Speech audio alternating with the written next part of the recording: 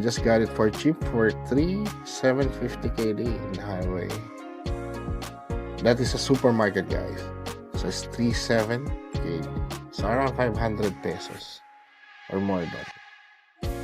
Ganun lang siya kamura. So let's do this shit. Galatea. Nothing's on the box. Maison ALhambra sticker. Let's see what's inside.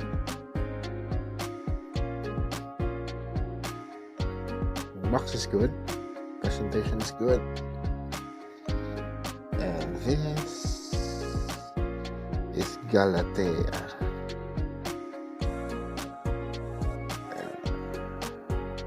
Gold bottle. So watch out for the review of this one in the upcoming videos. Peace out.